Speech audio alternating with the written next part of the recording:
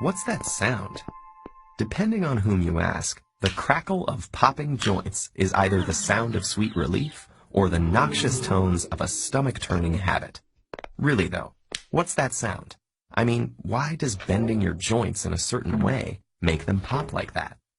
Scientists have offered several explanations, including rapidly stretching ligaments and, in severe cases, actual bones grinding against each other.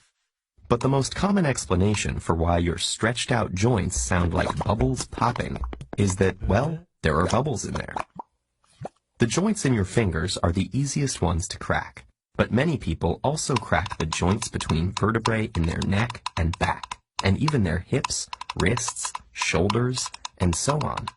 All these joints are synovial joints, and they're the most flexible ones in your body.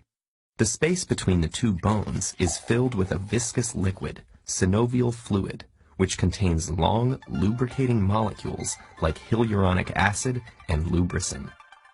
Synovial fluid is more or less the texture of egg yolk, and its primary purpose is to cushion the bones and help them glide past each other.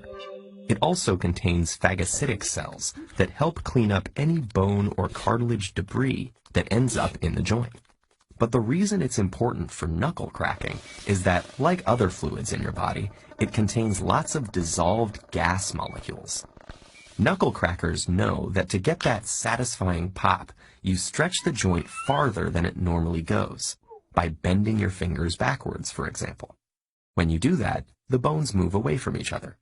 The space between bones gets bigger, but the amount of synovial fluid stays constant. That creates a low-pressure zone that pulls dissolved gases out of the synovial fluid, just like the carbon dioxide that fizzes out of soda when you twist open the cap. Inside the joint, the escaping gases form a bubble, with a pop. But the bubble doesn't last long. The surrounding fluid presses on it until it finally collapses. The bubble's gases scatter throughout the synovial cavity and slowly dissolve back into the fluid over the course of about 20 minutes, which is why it can take a while before you can pop the same joint again. Some scientists think there may actually be two pops, one when the bubble forms and another when it bursts. Popping a joint temporarily enlarges it, which may be why dedicated knuckle, neck, and back crackers say the habit makes their joints feel looser and more flexible. But you may have heard from a concerned relative or annoyed office mate that cracking your joints will give you arthritis. A doctor named Donald Unger heard this too. So, determined to disprove his mother's warnings, he cracked the knuckles of his left hand repeatedly for 50 years.